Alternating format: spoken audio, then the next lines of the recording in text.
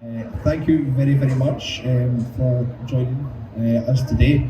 I'm with Anna Morozova, and she is going to be doing some very cool live drawing for you. I'll ask Anna some questions while she's drawing, but we don't really want to listen to me rattle on too much. We want to see this beautiful artwork brought to life. So Anna, I don't know if you want to just maybe give a quick introduction and speak about what you'll be doing. Yeah, it's very nice to see everyone here at this time. So I'm Anna Morozova. I draw for 2018 Judge Red magazine, draw comics. And see, for today's presentation, I've chosen like a little snippet from the panel of an upcoming comic which will be launching this month on Kickstarter. So this is actual pencils, so blue line, and I will be doing the inking on top. And mind, I've not used Photoshop in a few years, so there might be a slight brain freeze. And in case that happens, you at least will see a pretty picture and we can chat about comics. So. Excellent, thank you, that sounds good. So yeah, please go ahead Anna, and I'll ask you a question once in a few minutes, once you've had the time to settle in. And if the audience could please think of some questions for towards the end, while Anna's on stage, we can really grill her good with some really tough, difficult questions. That'll be appreciated. Thank you.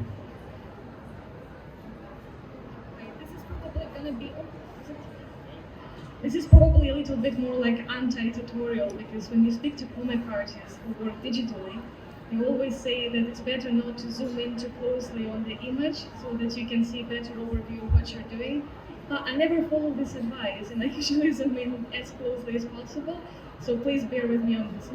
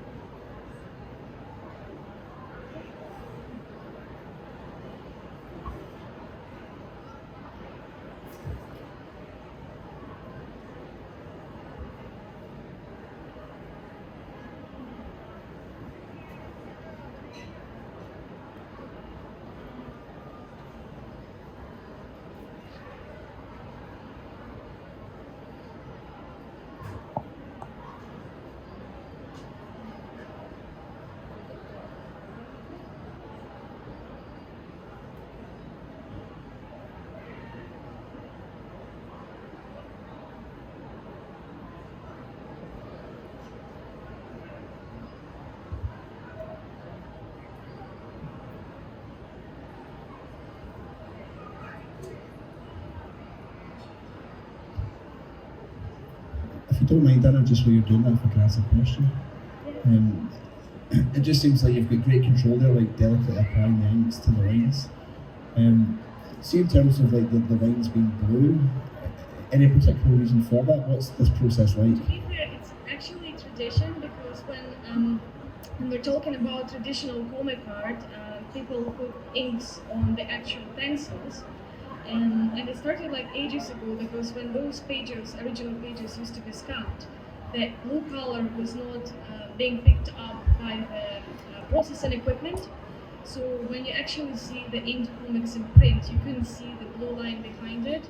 So this is kind of like moved on even into digital space.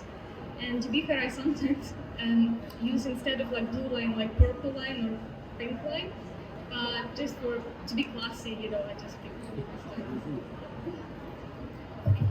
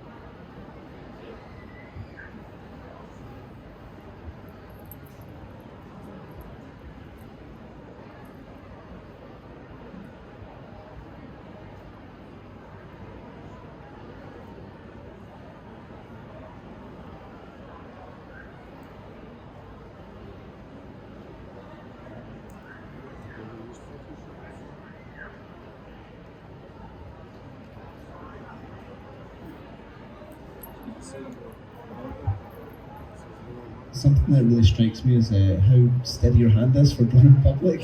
There's no way I can do it. I think that maybe brings the question. Working on the 2000 AD is an iconic brand. Some of these big characters that have been around for what is it, 30 plus years, maybe longer? 45 this year. Is it 45 this year? Wow. 2000 AD January. Yeah. So how does it generally feel drawing for 2000 AD? Was it a challenge at first? Was it scary or? You know what? It's quite a challenge, I would say, in a way that when I got my first gig with them, I knew that I was getting into the existing fandom. So there's like a certain kind of. See, 2000 AD is tricky in that respect because they do have like a certain vibe about them, but at the same time they allow creators to be very free with what they do. So every creator always like brings like a very unique kind of voice into the Chrome or Judge Dredd magazine. So it was a little bit challenging in a way that I didn't know how the audience would react to this, because obviously when it's like a newcomer, people like will be like look at quite critically, or they might like it or they might not like it. But at the same time, it was very thrilling as well, because it was like in the comics world, in the comics universe, it's a very well-known institution as well. So to contribute to it is a massive honor, I would say. And to be fair, like many creators, like A-listers who currently work for DC or Marvel, they're often very much influenced by 2000 AD. So we're talking about people like Sean Gordon-Murphy, for example. He's a massive Dredd fan. And this is something you don't really know until these people mention it. So then it kind of gets into your head of how big that is. So yeah, it's absolutely thrilling. But I think I've been pretty lucky with the response from the people so far. So yeah, I count myself a very lucky creator in that respect. So.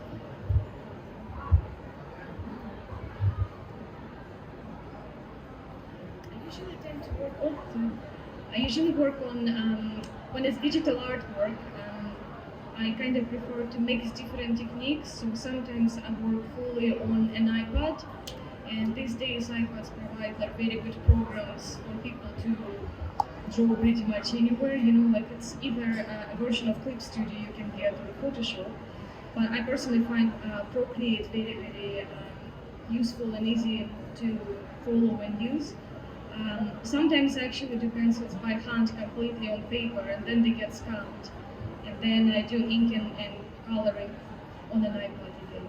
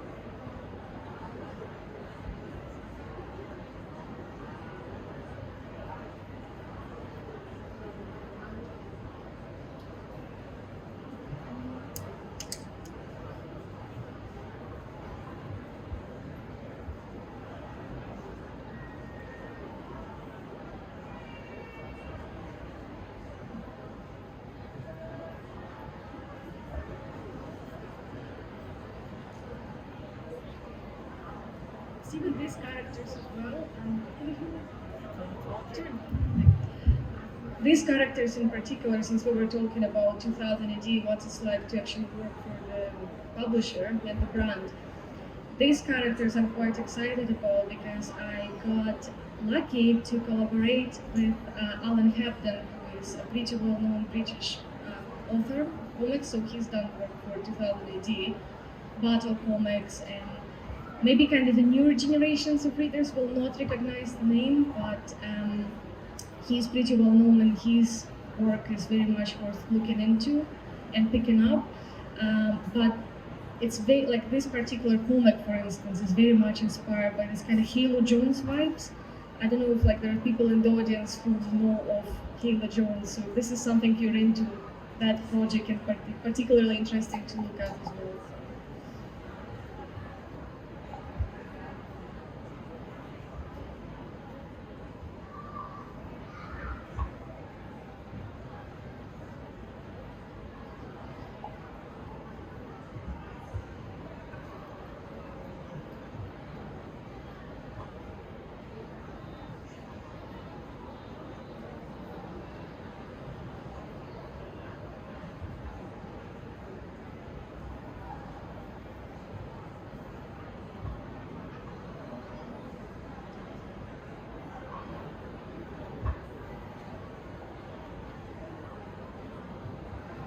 And your begins a head start with the pencils being on the screen, and the inking, it seems very like delicate, and it feels like it's probably quite a time-consuming process to produce your style of artwork. How long on average is this process? I'm not a quick artist, let's put it this way. I'm a very quick penciler, actually, so it takes me like not long considering to either do layouts and do the actual pencils. What really does take time in my case is to ink and not lose the energy in the work. So to keep this momentum and keep the artwork kinetic, to not kind of stiffen it up, I take a long time to do like very, very kind of precise inking lines. And it's interesting because sometimes people look at some of my work and they say, oh, that looks like it was done like quickly, like you were not like, it was like flowing, and I was like, nah, it isn't. It was actually taking many hours to get to this point. So, but it varies sometimes as well. You know, sometimes you get good days when it really flows. Sometimes you get really bad days, and it's unfortunate when you have a deadline and you have a bad day. Then you're in trouble. Then it's a night shift ahead.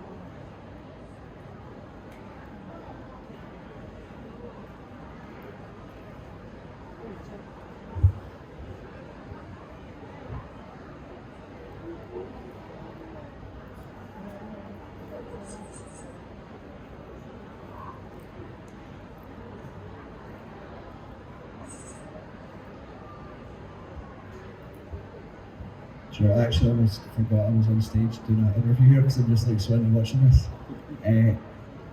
What is your favourite part of the whole process, Anna? Favorite part would be, I think, penciling, because it really flows. Inking, I usually get very much annoyed at because it's usually very close to the submission date, and you're like, I really want to keep it like as close to the original pencils as possible. But it's time consuming, but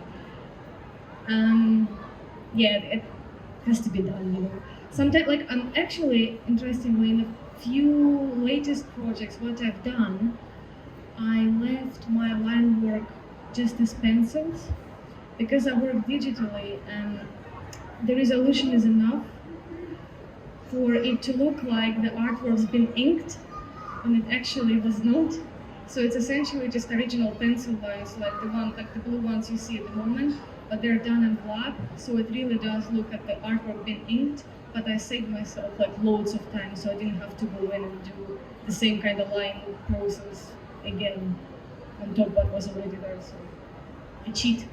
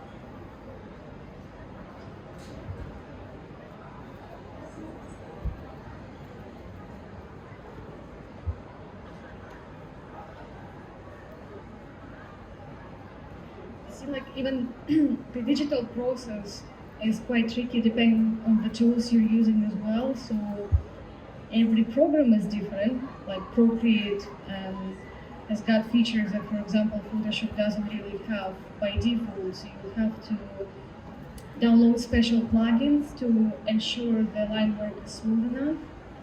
It also depends, like, what really affects things as well as the hardware too. So, for example, Apple Pencil, that many digital creators like these days, it's very, very good. And I'm just thinking about this one here as well. That's pretty close. Like, the actual pressure sensitivity is good, so it doesn't throw you. Because I've used different tablets in the past, like including Cintiq and including like kind of more affordable alternatives as well. They all take time to get used to them, and once you're used to one tool, it's very difficult to switch to the different one. Just the feel is different. Sometimes the screen affects things as well. For example, if you get like a matte coverage, then it feels more like paper. If you get glance screen, it gets quite tricky sometimes because the hand and pen may slide. But some manufacturers provide like special stickers you can put on. So it's like a special kind of matte layer that goes on top to provide an authentic paper film. So that is tricky as well. You know, with paper you know what you're getting. With digital tools, it takes time to put your head to it.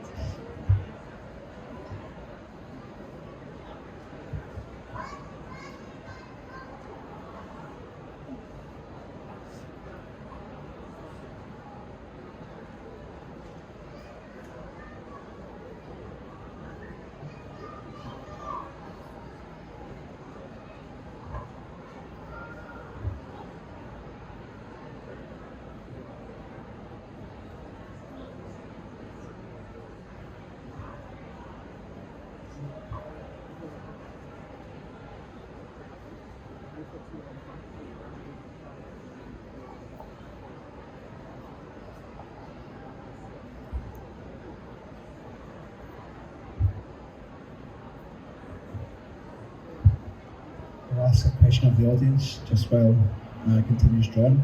Is there any budding illustrators or aspiring illustrators with us today? Look at one. Any more people that are artists? 2, 3, 4? Well, artists, for the last 10 minutes, just in between Anna doing some drawing, if you could prepare some questions, because this is a perfect chance for you to learn and ask you must have burning questions of artists of Anna's calibre to learn more. So I specifically want the artists to have a real deep think about some questions in the next 5 minutes if you can. Is that okay? Okay, thank you.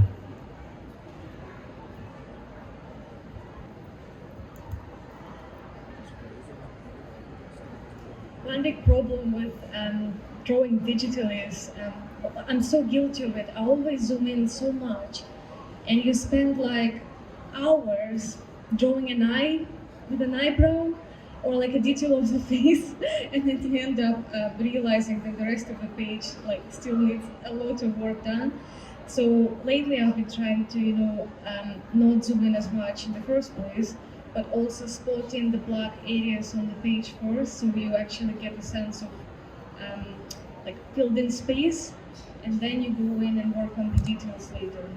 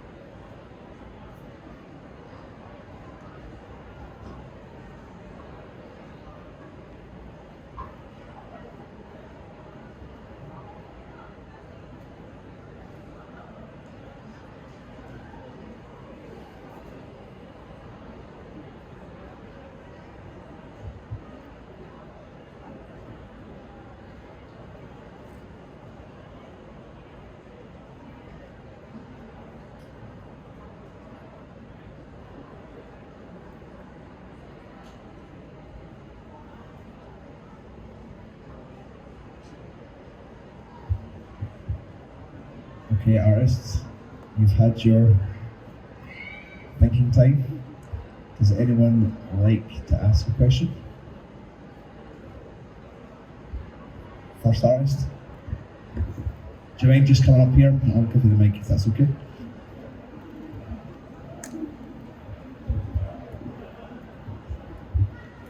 I was wondering if when you're drawing digitally, if there's like the same specific brushes that you use, or does it depend on what you're drawing?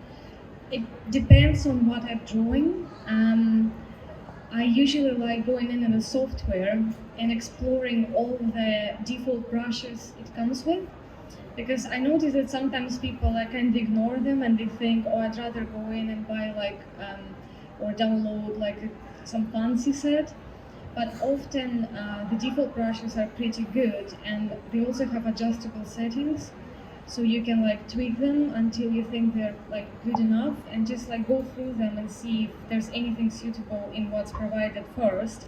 But I do buy brushes as well if I need to achieve certain kind of aesthetic. So the ones I've been using lately are this kind of rusty nib, so they imitate the actual kind of feather work for this kind of authentic paper feel. So yeah, it just really depends on the project. But I really like sharp brushes more than round ones to give this proper kind of nice edge. So, yeah. Brilliant question. Any more?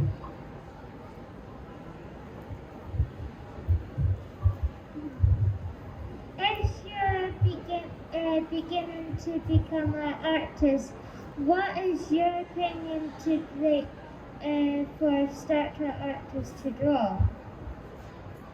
Can you just repeat that? Just because. So, the question is, if you're beginning to become an artist, what is your opinion for an artist to draw? So if you're starting out as an artist, what's the best thing to draw? Kind of what to get you going, where to get you started? Oh yeah, figure work. Try to draw people as much as you can.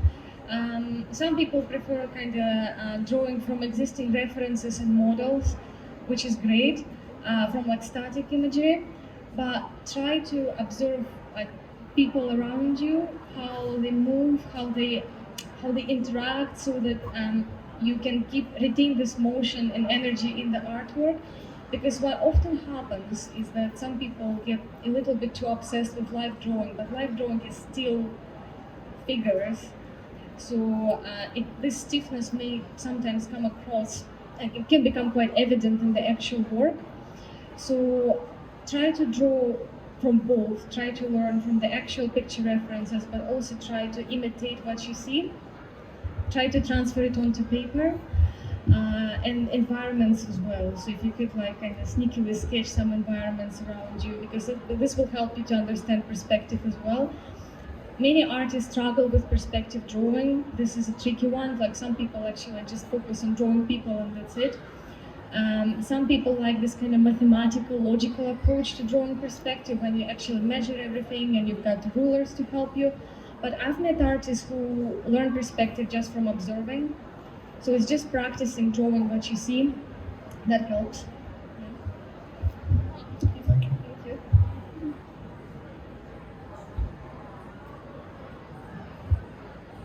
Just let Anna sketch a wee bit more, and then we'll get a last question.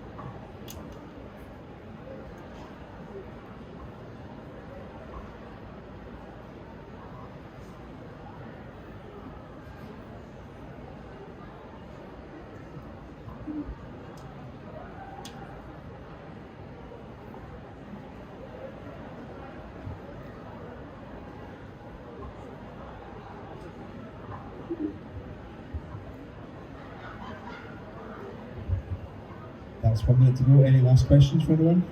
Artists?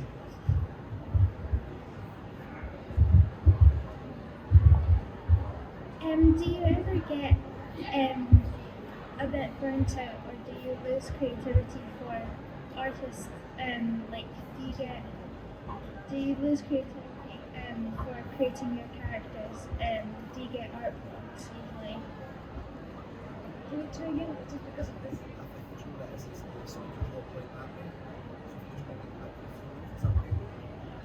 Do you usually get, how often do you get art blocks or lose creativity for drawing characters? So the art blocks, like you do get them, and what really helps to get the creativity flow back on is to look at the references and look at the work of different artists, but try to look at something that is not similar to what you're trying to do. Try to go for the opposite, because when you're trying to achieve a certain look, a certain feel to the artwork, you get a little bit caught up and you just can't see past it. So sometimes it's just nice to step back from it and either Google or look through the books of other artists who work in a different genre, because that can give you a really nice idea of how to tackle your art block problem. This is what I find very helpful. So, but yeah, art blocks happen, and another thing to get rid of them is when it's an actual job and you have a proper submission time, then there is no time to think whether your art is good or bad, simply because you have to do it. Because there's plenty of people depending on you. It needs to go to print, or it needs to get colored, it needs to get lettered. So then you just do what you need to do and submit it.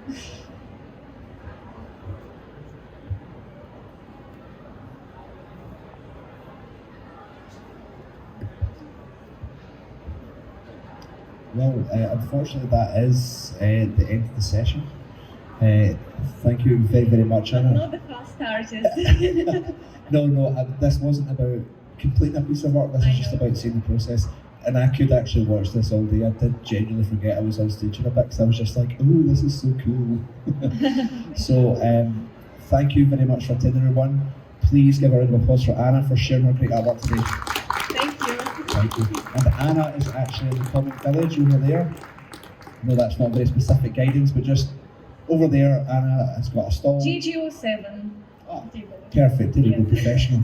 So she has artwork and stuff on sale. And some comics on display as well, so you can come and check them out and flip through the pages. Excellent. So hope to see you then. Thank you. Thank you.